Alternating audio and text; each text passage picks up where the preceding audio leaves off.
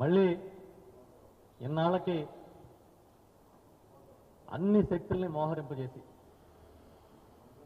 అన్ని కుట్రలకి తెరదీసి విపరీతంగా డబ్బులు ఖర్చు పెట్టి విశాఖ మేయర్ స్థానాన్ని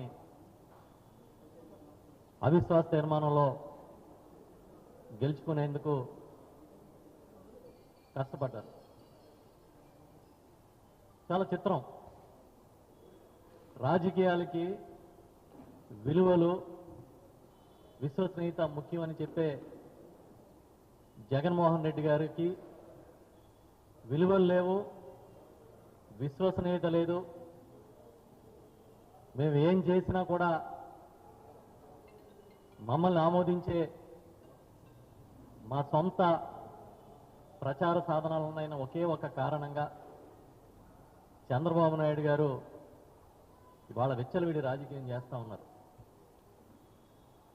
యాదవ సామాజిక వర్గానికి చెందిన ఒక విద్యాధికారులను తీసుకుని ఏ రాజకీయ నేపథ్యం లేకపోయినా కూడా విశాఖపట్నం లాంటి ప్రతిష్టాత్మకమైన కార్పొరేషన్కి మేయర్గా కూర్చోబెట్టిన జగన్మోహన్ రెడ్డి గారికి కుట్రలకి కుతంత్రాలకి తెరదీసి ఒక బీసీ మహిళని ఇవాళ ఆ సీట్లోంచి దింపేసిన చంద్రబాబు నాయుడు గారికి మధ్య ఎంత తేడా ఉందో ఇవాళ ఈ రాష్ట్రంలో ఉన్న అన్ని వర్గాలకి అర్థమైందని మేము అనుకుంటూ ఉన్నాం. ఒక రకంగా చెప్పాలంటే చావు తప్పి కన్ను లొట్టపోయినట్టుగా ఇవాళ గెలిచారు. 74 కావాలి, 74 వచ్చినాయి. ఇంకా ఎన్ని కుట్రలు చేశారు ఏంటనేది సోదరులు చెప్తారు. ఇప్పుడు అన్ని రకాల ప్రయత్నాలు చేసిన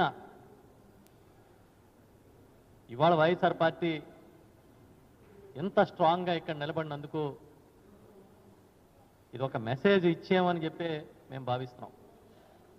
ఈ సందర్భంగా వైఎస్ఆర్ పార్టీ తరఫున గెలిచి ఎలాంటి ఒత్తిళ్ళు వచ్చినా తట్టుకుని యోధుల్లాగా నిలబడ్డ వైఎస్ఆర్ పార్టీ కార్పొరేటర్లందరికీ కూడా చేతులెత్తి నమస్కరిస్తున్నాం. ఎన్ని ఒత్తిళ్ళు మహిళా కార్పొరేటర్ల మీద, చిన్న చిన్న వ్యాపారాలు చేసుకుంటున్న వారి మీద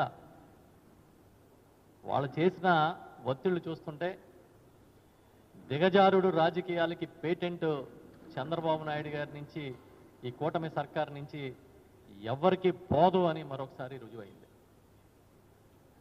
ఎన్ని ఒత్తిళ్ళు వచ్చినా కూడా అంత ధైర్యంగా నిలబడ్డ మా కార్పొరేటర్ అందరికీ ఈ పార్టీలో ఎప్పుడూ కూడా సముచితమైన గౌరవం దక్కుతుందని చెప్పి మేము చాలా గట్టిగా ఈ సందర్భంగా చెప్తున్నాం.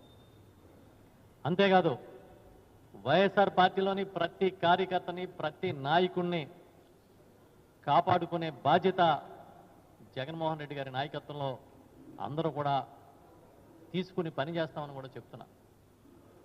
ఇప్పుడే ఇందాక ఎవరో చెప్తున్నారు, అప్పుడే విశాఖపట్నంలో నాయకులు ఎవరైతే కార్పొరేటర్లు వైఎస్ఆర్ పార్టీ నుంచి విడిచి రాలేదో వాళ్ళని బెదిరిస్తాము, వాళ్ళ సంగతి తెలుస్తామన్నట్టుగా మాట్లాడుతున్నారని. మేము మళ్ళీ చెప్తున్నాం, ఇలాంటి దుశ్చర్యలను మానుకోండి. అంత ధైర్యం ఉన్నవాళ్ళు కాబట్టి అక్కడ నిలబడగలిగారు.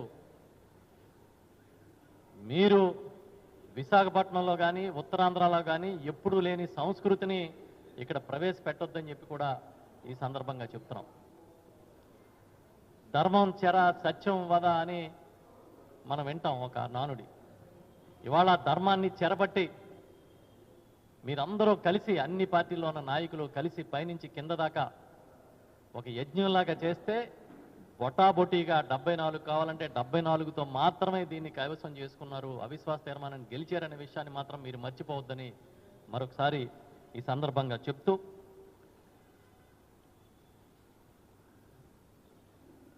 ఆ రోజుల్లో మున్సిపల్ ఎన్నికలు జరిగినప్పుడు జగన్మోహన్ రెడ్డి గారు ముఖ్యమంత్రిగా ఉన్నప్పుడు మెజారిటీ స్థానాలు గెలిచి 1, 2 మున్సిపాలిటీలు తెలుగుదేశం పార్టీకి మెజార్టీ వస్తే వాటిని కూడా కనుసైగతో గెలుచుకునే అవకాశం ఉన్న స్థానిక ఎమ్మెల్యేలకి నాయకులకి ఆ రోజు మా నాయకుడు జగన్మోహన్ రెడ్డి గారు చాలా స్పష్టమైన ఆదేశాలు ఇచ్చారు. ఎక్కడ ఎవరిని ప్రలోభ పెట్టొద్దు, ఎన్నికల ప్రక్రియని గౌరవించండి, 100కి 98% గెలిచాం, ఒకటో రెండో పోతే నష్టం లేదని చెప్పి ఒక మెసేజ్ ఇచ్చారు. అలాంటి జగన్మోహన్ రెడ్డి గారికి ఏం చేసినా సరే, ఎన్ని అడ్డదారులు తొక్కైనా సరే అధికారం అన్ని స్థాయిల్లో మన చేతిలో ఉండాలనే చంద్రబాబు నాయుడు గారికి ఉన్న తేడాని మరొకసారి రాష్ట్ర ప్రజలందరూ గమనించాలని నేను విజ్ఞప్తి చేస్తూ ఉన్నాను. సోదరులు మాట్లాడతారు.